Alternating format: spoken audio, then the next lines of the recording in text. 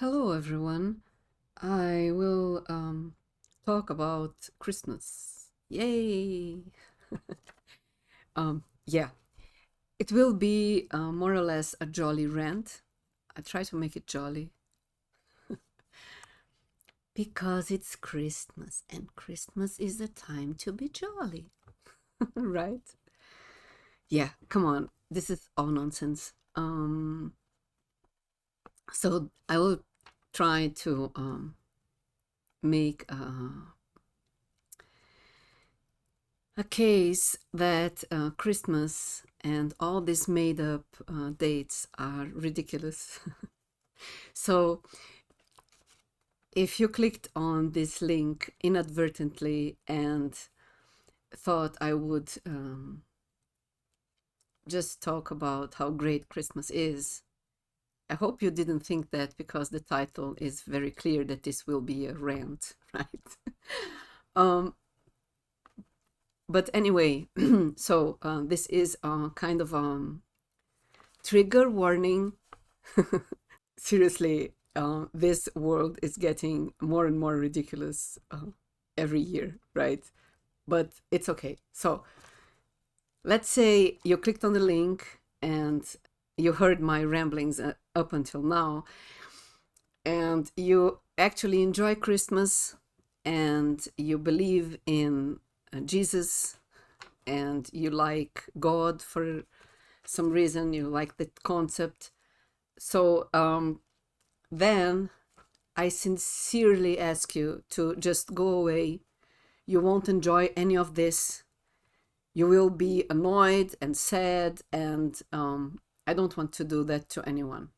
But if you are a person that is a bit irritated by all this Christmas joy, then just stick around and maybe you'll have a little bit of a relief of all this fake happiness that's going on, starting to build up until the big day, and when then Santa Claus will come down the chimney and annoy you till you can't stand it anymore, and then you stuff your face with as much food as you can to go into hyperglycemic shock so that you are in a coma until New Year's, and then you can just wake up when all this crap is over. So yeah. Now, before I start all of this, I want to tell everyone up front that I don't have any beliefs in any of these myths, not even in the alleged dates, historical information.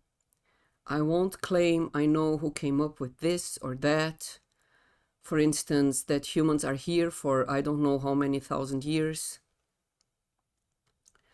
Because I wasn't there. So I can't say what happened and what didn't happen, okay? It's just that you have to start from something. And so I will be using what we are presented as information. So what's out there? Okay. So I will be talking about Christmas, how it probably came about. And then I will talk about Christmas trees. And then I will go into the actual rant by talking about silly things people do without even thinking what they're actually doing. And everyone who will have listened to the first part of this recording will then be able to see, I hope, much more clearly how ridiculous this is, since everyone will be then a little bit more clear on what the hell is going on during Christmas. which is a funny juxtaposition of words. Anyway, still with my belief disclaimer, I don't subscribe to any idea that is out there. I firmly stand on I don't know anything. It's just you have to use the material that exists, and so I will be using these stories, Jesus stories, other stories, and I will be using some websites as starting points. All the information I use, I will put down in the description, links everywhere, so anyone can then go and see the original perpetrators of this information. So I will build all this rant on information that is said to be true or that is presented to us people, right, as being true or at least as being plausible. Anyway, I will use the information that is available, and this is what I'm trying to say. So, Christmas, right? Christmas is now a holiday that is built around the story of Jesus, who allegedly is someone very special that was born a long time ago and supposedly has the power of redeeming souls of others through the intense belief in this particular story and the specialness of it all, and even more intense suppression of independent reasoning. So if you're a Christian, you know the story. If you're not a Christian, you were spared of this, but still you have to deal with the festivities that are built around the story of Jesus. So there is a website that I want to recommend for all the people, all the nice people that are sick of this. I put the link I'm talking about in the description of this recording, right? So that you can go there if you're interested, or if you want to see where I'm coming from and have more material to annoy your Christian friends or annoy really anyone who enjoys Christmas. So there is this website called solarmythology.com that has a nice explanation of the Jesus story and how it relates to the solar mythology, how it relates to what the sun does every year. It goes around and it makes seasons happen, influences the weather. It walks on water on sunset without getting wet or drowning. So this is where the walking on water comes from. The sun also turns water into wine by ripening the grapes on the vine as if it had nothing else to do, right? So heat also is needed to make leavened bread grow in size. And now you know where the multiplication of loaves comes from.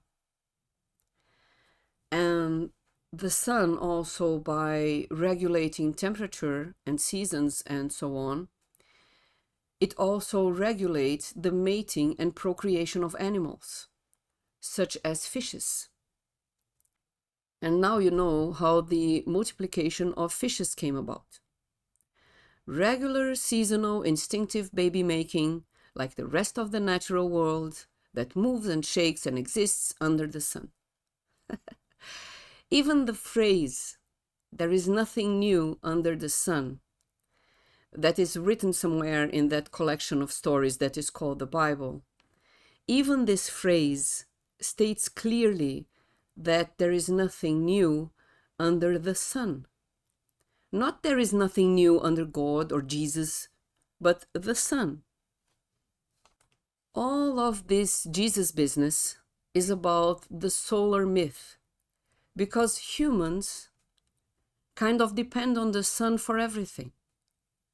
For heat, for food, and even to see, since our eyes are dependent on light in the physical world, to see things.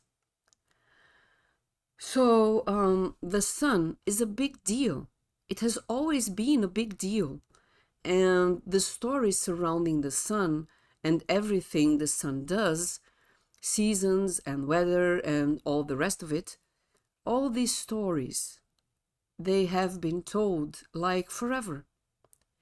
So, okay, the idea of sun worship, for instance, is that humans depend on the sun. So, if you're a human and you don't have access to modern technology, then winter is a hard time for you, especially in what is told to be the northern hemisphere. Again, something that I want to be clear. I'll use all of these concepts that are presented to us, but I don't subscribe to any of them religiously. That means I don't necessarily believe that any of the ways the world is explained to us is necessarily correct. It might be, but maybe it isn't. So just keep in mind that information is something that is not coming from experience, from your own experience. And so you can't really know, okay? But you can infer that if you were to live by yourself in the wild, you don't have a house, you don't have anything, you just live in a plain somewhere in one of these locations where during winter all vegetation is covered with snow and the animals just disappear into their lairs, and you, as a human being who doesn't have any fur to protect yourself, that this would be a really hard situation to be in, and you would likely die if you didn't come up with some kind of way to protect yourself from the elements beforehand. So this means you would have to know that winter is coming, for instance. You would have to know what season you are in and make preparations during springtime or summer, when in these locations where seasons are very different from one another, you would then have a nicer time. It would be a good time for you as a human being because it's warm, there's plenty of food, animals are procreating, so plenty of meat if you are keen on slaughtering animals and eating them. So the idea that human beings would at some point try to map out the workings of the sun to understand which season they are in and what they have to do is plausible, okay? And so the idea also that the sun would become a big deal to any human that would start to figure out that they depend on this light is also very plausible. So when people come to you and say that in ancient Egypt there were people that worshipped the sun god Ra, this kind of is plausible as well. If you subscribe to the idea that there was this antiquity and all these people that were living and building pyramids or whatever, then you could also accept that one of the less crazy ideas would be that they would worship the sun. This would make sense. And over centuries, this wouldn't change. You would always like the sun as a human. You would like that there is that shiny ball up in the sky, making things warm so that you don't freeze to death, right? So anyway, on this website, Solar Mythology, there is a big explanation on how the Jesus story is actually a new interpretation of this, of the workings of the sun during 1 year. So the Jesus story is the story of the sun as the sun passes through the zodiac, the astrological wheel in the period of 1 year. The sun is born after the winter solstice, and then it starts its journey through the zodiac across the ecliptic, the celestial sphere. Very nicely explained why the Jesus story starts with John the Baptist. This would be the constellation of Aquarius. Then Jesus, for instance, went after fishermen because there is Pisces. And then why he's called the Lamb of God or whatever, because then the sun goes through the constellation of Aries and so on. And everything is very logical if you follow this reasoning. Even the idea that Jesus dies on a cross, because it's the astrological cross that divides the seasons. So it's just that the sun, then after you have spring, which is the youth, and then you have summer, which is that part in which the sun is in Leo, and Jesus goes through the transfiguration on a mountaintop. This is also why Jesus is called the Lion of Judah or something, because then the sun would be in Leo, and it would be in its splendor, the highest point, which would then be the summer solstice. And the same thing, this is the same reason why the lion is called the king of the animals. It's because when the sun in the northern hemisphere is in Leo, it shines the brightest.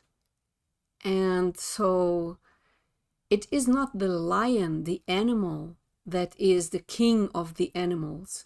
It is the sun that is kind of the king of this world. In summer, right? The highest point when the sun shines the brightest. Then after the summer solstice, then in the Jesus story, the problems start. You know, the persecutions, and then Jesus is betrayed. This would be Scorpio, when the sun passes through Scorpio. The sting of the scorpion is the betrayal. A scorpion, that creature, it stings from behind with its tail. It doesn't sting with its mouth like regular venomous creatures do. So it's kind of treacherous. It's a betrayal, right? So this is why then you have the betrayal of Jesus. Because the sun goes into Scorpio, and then when it passes through the tail, then it gets stung, quote unquote, and then it gets even colder. So the sun gets weaker. So after the sun passes Scorpio, there is the whole Passion of Christ, and then he dies. Jesus dies, right? And this is exactly what happens with the sun. The sun gets weaker and weaker, and the world gets colder and colder. And then in the winter solstice, then the sun seems to stop its movement on the ecliptic. The sun seems to die, because you can map the movement of the sun in the ecliptic the whole year round. But at this point, when it's the winter solstice, it seems to humans who are observing the skies that the sun stops moving. Now, one has to think like a human that doesn't have radiators and any of this heating equipment. If the sun stops and doesn't start moving again soon, then you will die. You will die in winter. This is over. So it's the end of times. It's also the end of times because the sun isn't moving. So time stops, right? In a way. But the thing that happens is that after 3 days of observation, of people observing the skies, more or less 3 days after the winter solstice, the sun seems to start moving again. And this is why there is this story that Jesus dies and then resurrects after 3 days. It's all about the sun, which is fine. I like the sun. I have nothing against Jesus. It's just I don't believe in any of these mythological stories. I can allow for an allegory, but it's not helpful for humans to get lost in stories and then think that these stories are true somehow. Because then humans get all crazy trying to make sense of that story that makes a lot of sense as an allegory, but not as a narrative of some cosmic soap opera that allegedly entailed real people that die and live again and then fly up to the sky or something. Anyway, all these stories are just a colorful way of explaining this mess people are in. Otherwise, they wouldn't be able to do anything in this world they don't understand. So people have to come up with some sort of explanation. And the Jesus story, as well as other myths, were helpful in that respect at some point or other. It's very helpful to know that the sun will rise again if you're stuck in winter. Otherwise, think about it. If people didn't know that winter is something that will pass, that you will have spring again after some point in the freezing cold, if you didn't know that it would pass, you would just kill yourself because you would think, my God, I won't have food. My family will all die. I will be freezing forever. And so it's very helpful to know that this is not the end, that everything will start over again. And this is why people told these stories, to give hope to one another and hang in there, have faith that the light of the sun will conquer the darkness of winter, and that there will be new life on earth again soon. So for all people who are still waiting for Jesus to return, there you have it. The sun returns every spring. No need to wait more than that. The sun will always come back after winter to make the earth rejoice with new life, plants, animal and human babies, making the world a warm and happy place again after the gloomy months of freezing winter. Now, if you are interested, you can go to this website, Solar Mythology, and you can read the Jesus story. It's really very good work. It's a very good work, this website. You can see the parallels very clearly. So if you like Jesus and if you believe in the story, then fine. You will have a bit of a shock. But if you don't, then you will see that the whole mess of the Bible starts to make a little bit more sense, which is hard since it's more or less a collection of unrelated pieces of writing that were put together and then decorated with numbers divided by colons and dashes to make the whole thing look, well, dashing and special, right? So then, after you ruined the Jesus story, really, for me, it wasn't ruined. It kind of was redeeming, really, because I spent years trying to make sense of that ridiculous story. And I'm sorry if you're a Christian, but it is ridiculous, you know? And then when I started to think about it in these terms, then it made perfect sense, right? So it's very liberating to know that some crazy thing is actually not that crazy at all. It kind of makes sense.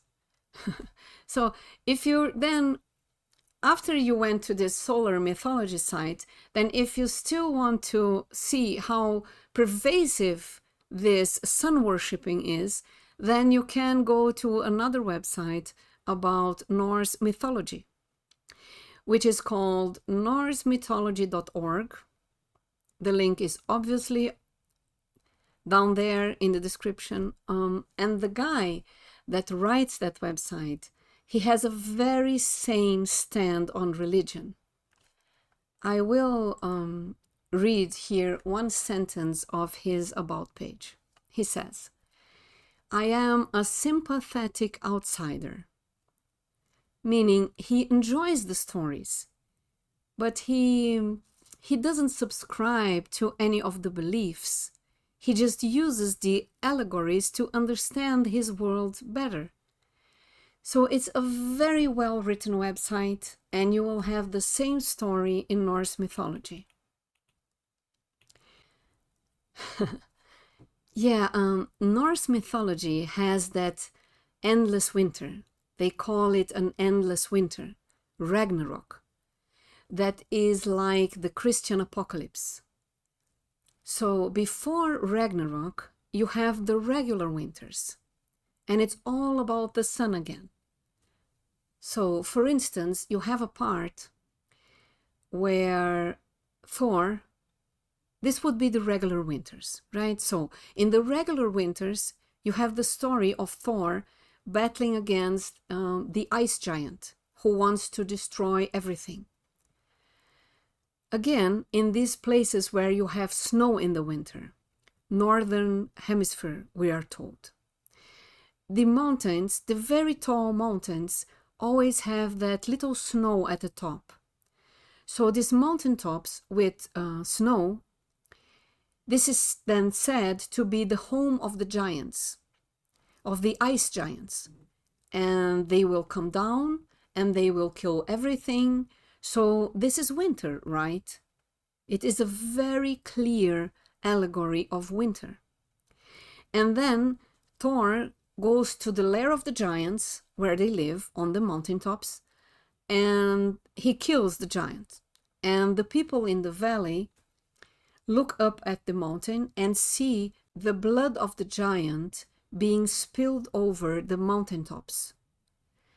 This is an allegory of the sun again. When seasons then start changing because the sun has changed its position in the ecliptic, which means across the sky.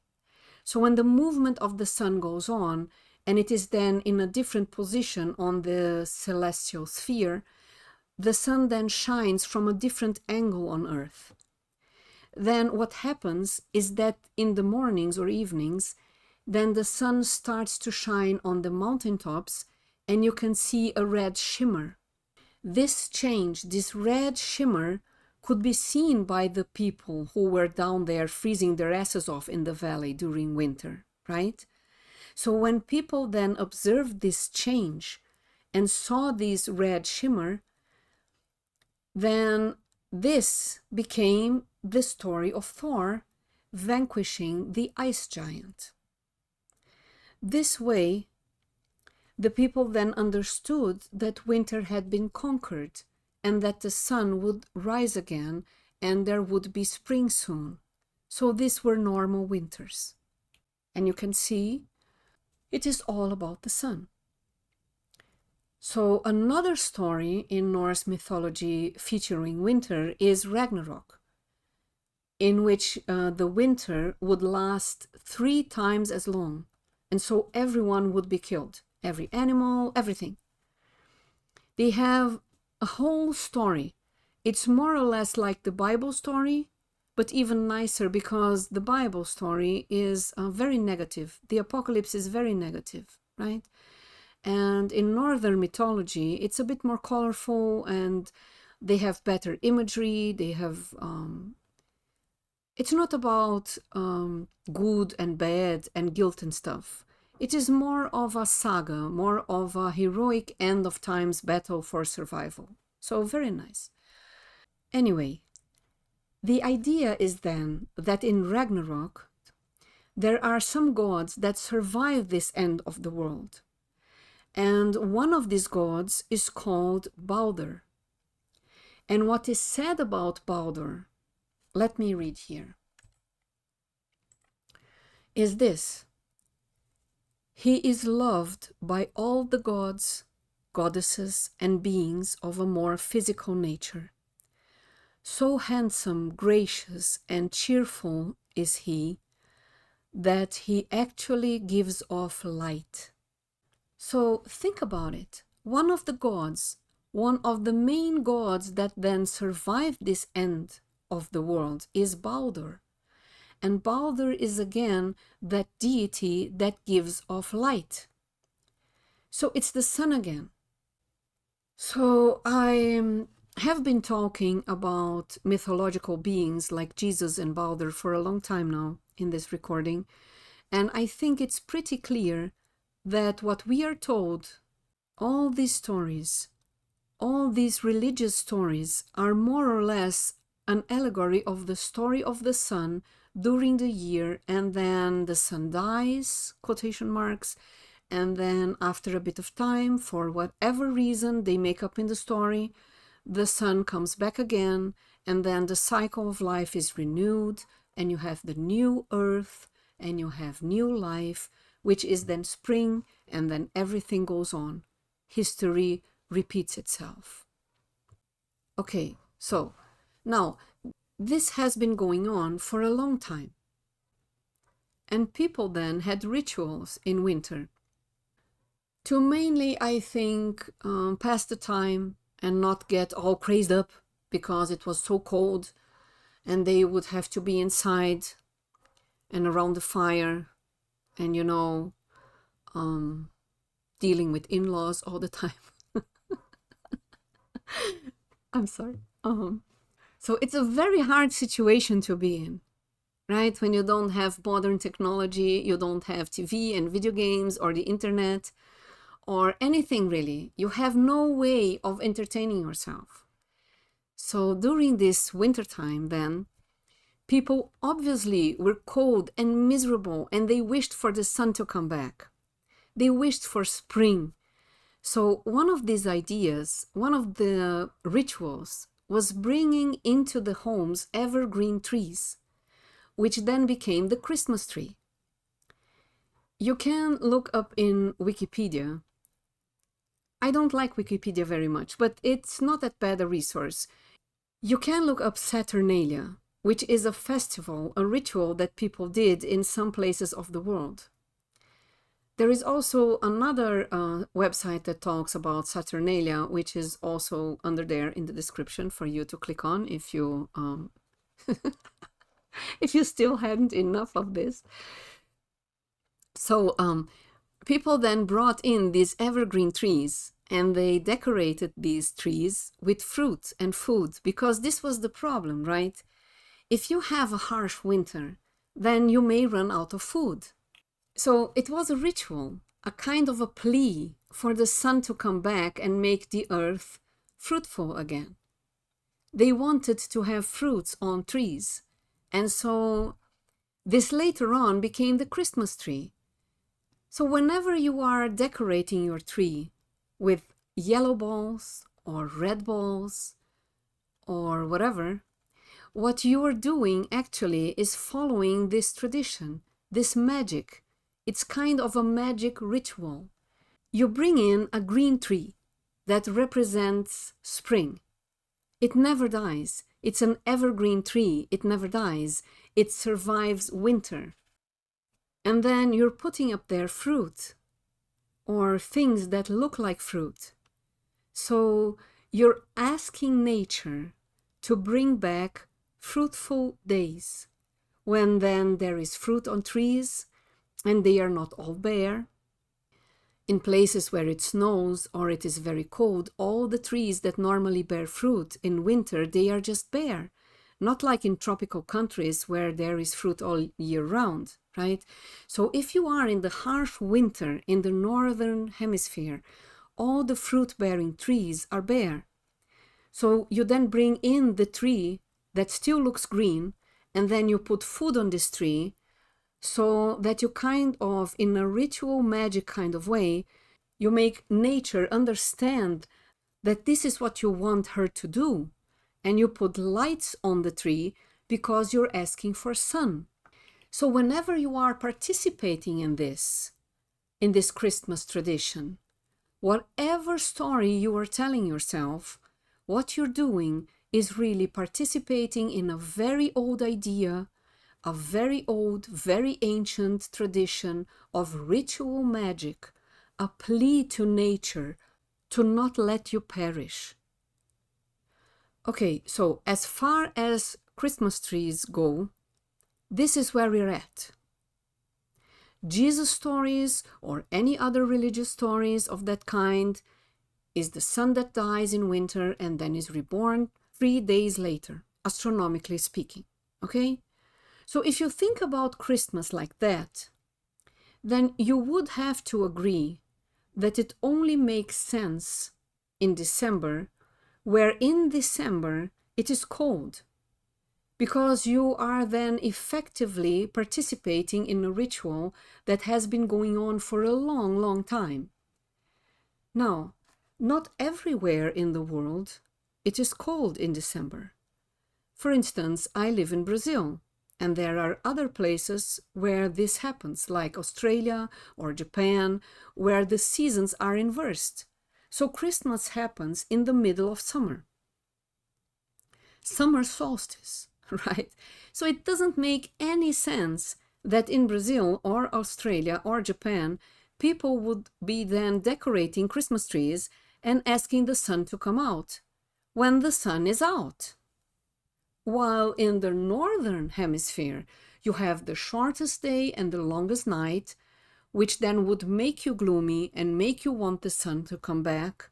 In the southern hemisphere, you have the longest days and the shortest nights. You can't get away from the sun. You pray for wind.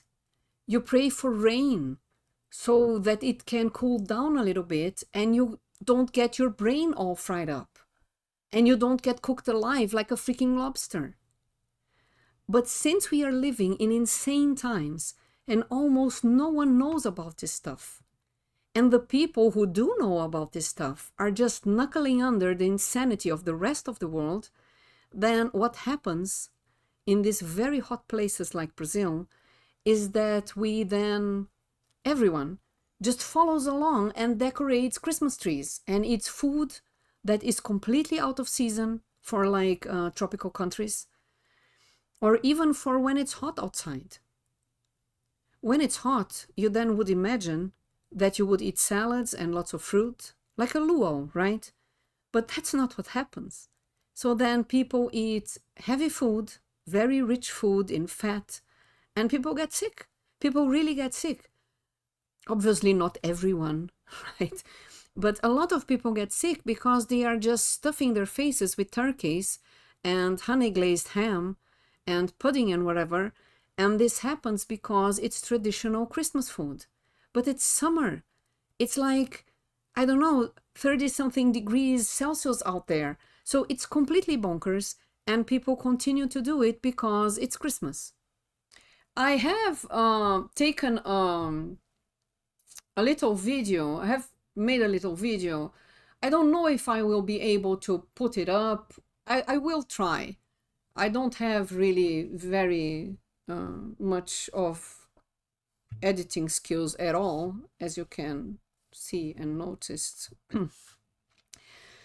But I will try. It's from a little store I went past, and they have a traditional English, I think, lantern, street lantern, red, and in that lantern they have kind of Santa Claus, and in this part where there would be a lamp, you have a Santa Claus, and in there it's snowing.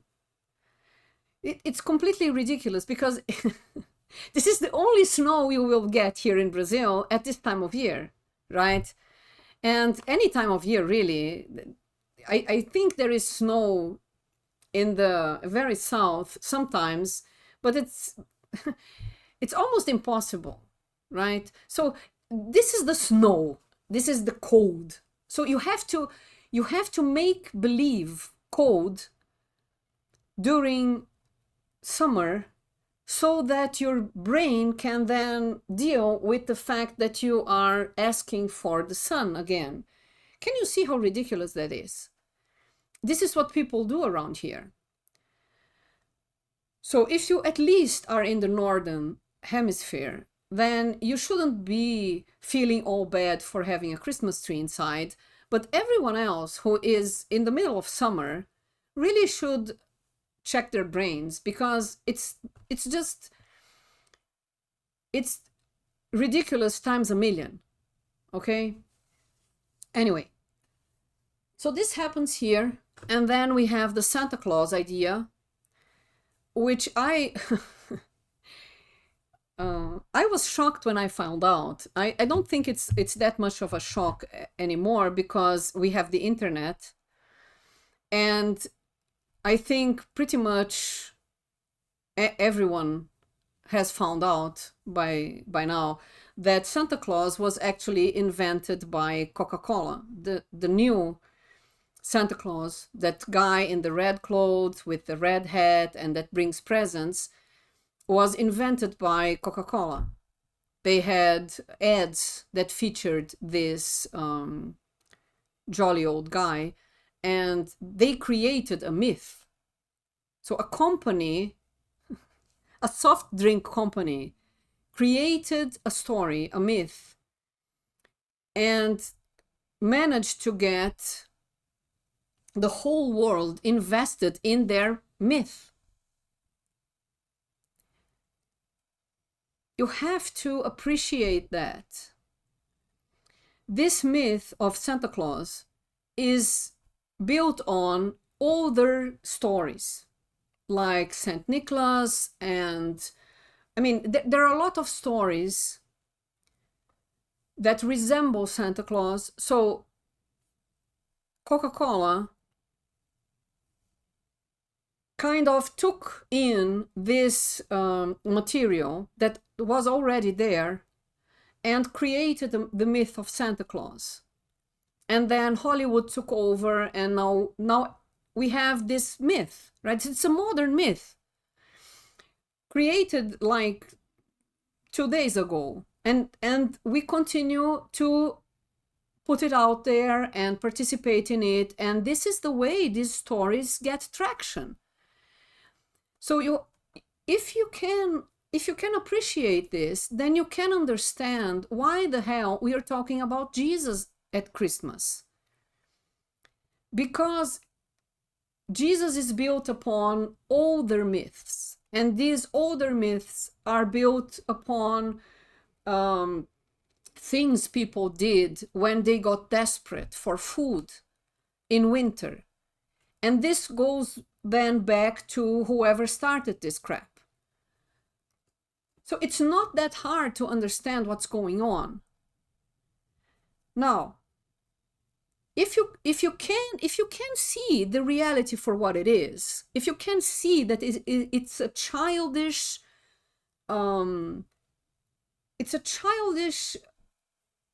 game of make-believe, everything, right? The Jesus story, the Northern mythology, Santa Claus, all the traditions of presents and food, and the whole calendar is made up.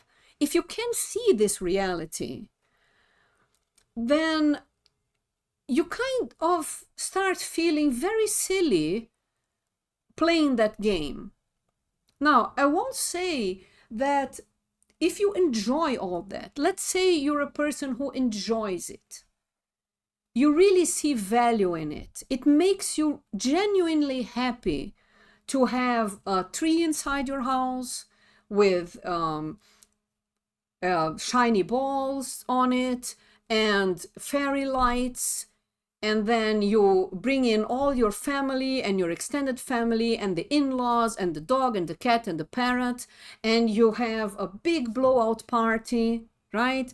And you stuff your face full of turkey or another food you enjoy, and you play silly Christmas songs and everyone sings along, and all of this gives you joy.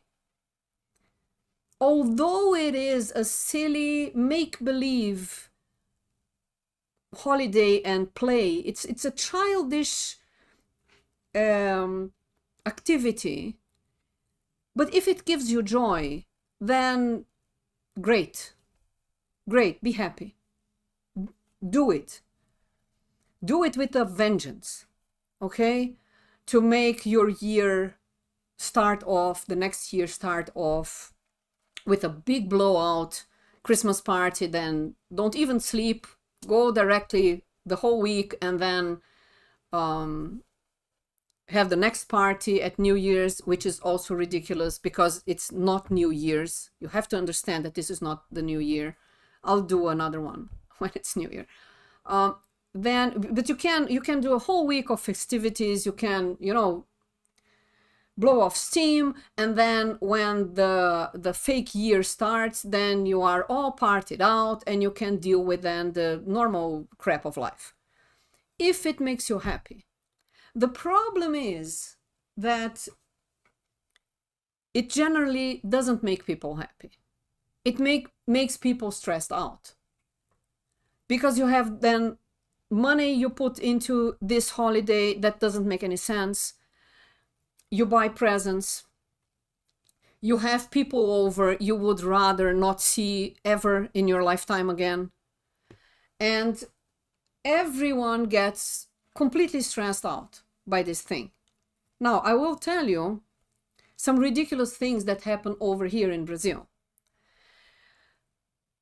because it's twice as ridiculous as everything that goes on in the Northern Hemisphere. At least in the Northern Hemisphere, it's winter, and the traditions come from this place.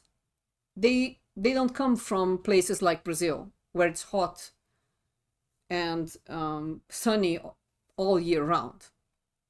Anyway, so one thing that is ridiculous here is, first of all, this eating of food that is completely not adequate for the climate, and then people get sick. Oh, every year you have people getting sick because of Christmas food. Then the other thing that was imported from the US into Brazil is Black Friday. So we now are having people celebrating Thanksgiving, which isn't a Brazilian holiday. It makes no sense, but people are starting to celebrate it. So they too have family over twice a year in a short period of time, which makes everyone stressed out. And then American people have had this idea of making Black Friday happen. It's kind of a way of blowing off steam after you were stressed out by your in-laws. Then you go out and stuff your face full of material things, and you shop till you drop, and then you kind of feel better because you have new stuff, and worse because you now have maxed out another credit card. So this insanity was also imported here into Brazil, but you have to understand that Brazil is a whole other gameplay, and so we don't have a lot of leeway to have actual sales. The economy here is like 10 times or even 30 times smaller than the US economy. So if you come to a store and tell them that because of Black Friday, they have to slash their prices like in half, what you're actually doing is bankrupting everyone. So we can't do that. We can't do that here. But the idea is here. The Black Friday idea is here. And so what happens is that people just either make prices very high, like 1 month before, and then they slash it in half to the price that it originally was 2 months ago, which is completely ridiculous. Or they bring in products that are crap and that no one would ever buy, and then they sell those for a regular price but call it Black Friday. And or that this is the best one, happens all the time. They just print new labels with the same price and put it over the regular label, price label. So you have then the promotional label, let's say something costs $20, and then you just print $20 in a fancy new label, and then you put it over the regular label. And this has been a pastime of many YouTubers to go into the stores and peel off these labels and then show that the price is the same or it's even more expensive, because then people are supposed to be buying this crap. And it is now called here in Brazil not Black Friday but Black Fraud, because it's all fraud. It's a fraudulent thing, right? So this is something that I like very much about Brazilians, that they have this sense of humor and they cut to the crap through the crap, right? They can see the most obvious ridiculous thing, but then sadly they don't go all the way and still are very invested in Jesus and Santa Claus. And anyway, so before I go into the next ridiculous thing about Christmas, I want to say that whenever I talk to people about this, it's like 50-50. 50% of the people really like Christmas. The other half kind of agrees that it's a stressful time. A minute part of the population has figured out that it's all insanity. These are you guys, right, who are listening to this. So let's say half of the people think it's great. Almost the other half, except for the very bright people who know that it's all bullshit, think it's not very nice, but they do it for the children. And now I just want to say, this idea of doing it for the children, I know it's coming from a good place. I know you don't want your children to feel left out, because every other child is getting their presents and will then rub their presents into the noses of the children who wouldn't get presents. I can understand that, but I also want to open your eyes to the idea that to the fact that if you are doing it for the children, what you're actually doing is indoctrinating your children into the cult of Christmas. So I understand you want to give them presents and you don't want them to feel left out. But seriously, you don't need a reason to give presents to your kids. You don't need a reason to have a Christmas tree inside your home. If you like decorated crap, then just leave it there. I will tell you something about myself. I have people in my family who enjoy Christmas, right? And they want the stupid tree. And they want the tree to have fairy lights. And they want that crap. But I can't be bothered to get a tree and then put it up, and then when this thing is over, then just take it all down and put it away. So I have a stupid Christmas tree in my living room all year round. It's just unlit. And when Christmas comes around, then I just plug it in and it's Christmas, okay? So every person that likes Christmas and wants to come into my house and have the stupid Christmas tree, it's there. The rest of the year, it's an unlit Christmas tree with no decorations. I don't put decorations on the tree. It's just the lights. So the whole year round, the tree sits there like an indoor plant. It's so ridiculous. And then at Christmas time, I just plug it in. So there, it's Christmas. Happy now. Anyway, so you can have this thing in your home the whole year round. People don't care. I thought people would come into my home and think I was weird, right? That there is a Christmas tree there. No one sees the tree. It's ridiculous. No one notices the tree because it's unlit and it's not the right time of the year. And so that thing is just there and no one even notices it. It's like a piece of furniture or something. Listen, if I went into a home and a Christmas tree was there, like at Easter, I would notice. But people don't. Most people don't. They just don't see the thing because it's not the right time to see the thing.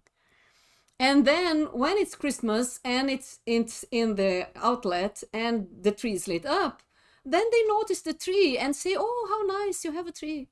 Your tree is very nice, right? And I get compliments for my Saturnalia tree with fairy lights on it. Okay. So you can, back to the children thing, you can give presents to your children all year round. You can have a tree in your home all year round. You can eat pudding and turkey all year round. You don't have to participate in this ridiculous holiday. And if you do it for the children, what you're really doing is perpetuating this nonsense. You're indoctrinating them into the cult of Christmas. You're telling them about the myth of Santa Claus and the myth of Jesus. And you're making their heads get screwed up with a lot of unnecessary crap that they don't need, that will hinder them from logical thinking. They will think it is normal, that it is a normal, healthy thing to be bossed around by a piece of paper with numbers on it, which you would call the calendar. Think about it. It's a piece of paper. It's a piece of paper with numbers on it, and these numbers are said to represent time. They don't. Time isn't that. That is just an arbitrary organization of days so that you can have business meetings. Anyway, and it was installed by the church, right? By the Catholic Church. So you have to know where these things come from. Otherwise, you will be lost. So the whole idea is make you dependent on these leaflets of the Catholic Church, so that you don't look at your life, don't look at your days, don't look at the surroundings. You look at that piece of paper, and there is a little box there with a number on it, and it says Christmas. And this is like a whistle, like a dog whistle. And when it whistles Christmas, then you go running around buying presents and putting up trees and telling your children about Santa Claus. You're indoctrinating them into this myth and making them so crazy that they too will hear the dog whistle. And whenever they hear that Jingle Bell song, or whenever they see fairy lights on a tree, then they will get the urge to buy presents and to invite extended family over and make them miserable. Okay? This is what you're doing. So whenever, if you don't like this, if you hate Christmas, if you think it's silly, if you are annoyed by all of this, then for Pete's sake, don't participate in the madness. Just let other people who think this is a nice thing to do their thing and look at it from the outside. Especially if you have children. Tell them what that is. Tell them that that is a ritual, that this is an idea, a story, a kind of play, a childish play. You can even participate 1 year for them to see how silly it is. And then in the other year, another year, you just go to the beach or something. Do something else. Do something else. Do your thing. While recognizing that this holiday or this story or this play that so many people participate in is important to them, but you don't have to be in the cult. And especially you don't have to perpetuate this insanity. Don't do it. If you don't think it's right, then don't do it. Simply don't. Anyway. So now I will tell you about the other ridiculous thing that happens here in Brazil. I think this is too long already, but it's so funny. So there is a fruit cake that is baked by every store, offered by every store, right?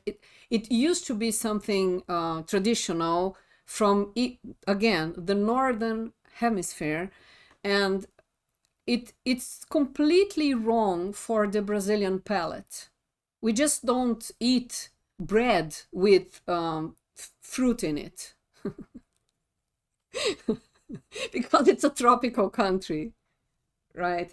We have dishes here that were imported too, and where you put dried fruit in it. But you have to understand, Brazil is a place where you have fresh fruit all year round. You don't get trees without fruit, ever. And so dried fruit is really something that you put into dishes that were kind of brought here by people who came here. It's not that a Brazilian person would ever come up with dried fruit. It's not necessary, right? So this idea of having a piece of bread filled with dried fruit would be insane from a tropical perspective. But since it's Christmas, then we have this thing and we call it panettone.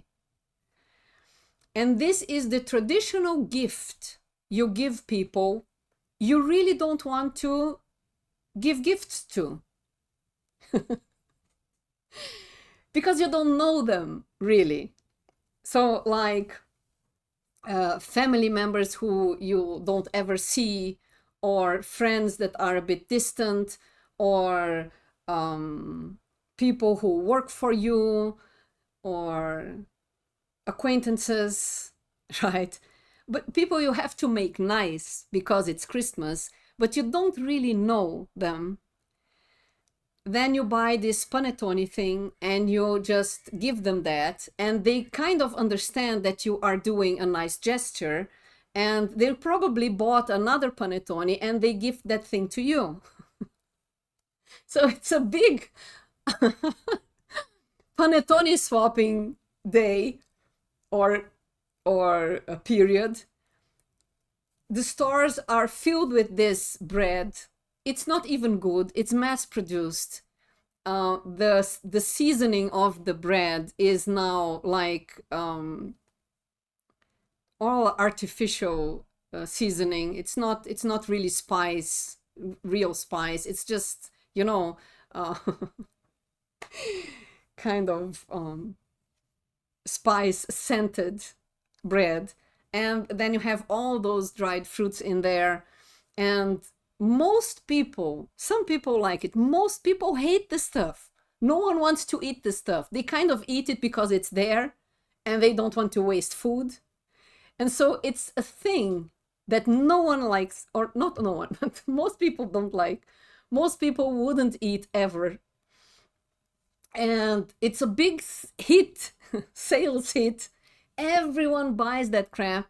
And I am guilty as everyone else, as guilty as everyone else. I have bought this year, I think, 15 of those ridiculous cakes, fruit cakes, and I will spread them around to people that I unavoidably have to deal with, so that they don't think I don't like them for some reason, because they didn't get the fruitcake that they don't like and won't eat, and probably will regift to the next guy. Oh man, it's so ridiculous. So anyway, so this is what happens here in Brazil at Christmas. We just copy everyone else from the northern hemisphere. We do a lot of stupid idiocies that make no sense in a tropical country. We eat food and then we get sick. We honor Santa Claus, Coca-Cola's pet myth, right? And we have the Thanksgiving now going on, where turkeys are slaughtered and eaten. And we have the Black Fraud, not the Black Friday. And we have panettone swapping. Yeah, so I hope this was at least a fun recording. I think I talked for too long, but I really wanted to say all these things. Maybe there is someone out there who just would like to hear something different and know that they are not alone in thinking that Christmas is ridiculous, a ridiculous holiday. And anyway, I'll put a link to a song for everyone who would like to just have a laugh about Christmas. It's a song from the people of Monty Python. It's really funny. I can't put it up here. People are dinging me in Telegram. I love them. Anyway, I can't put the song up here because it's copyright protected, and also there's a lot of swearing. It's really funny. So I wish you, whoever is listening to this, a funny Christmas. At least have fun and enjoy yourself despite all the craziness, or maybe because of it. Even if you think this is all stupid, as I do, I really think it's all stupid. I just watch people from the outside, and then it's kind of fun to be in the audience of this insanity, not on the stage. So I invite you to sit with me in the audience and just laugh at people's insanity during this time of year, instead of participating in it and making it worse. So welcome to the sane side of the stage. Just have a laugh. And now I will respond to the wonderful person who is dinging me and making this podcast even more real. Yeah. Thank you for listening. See you next time.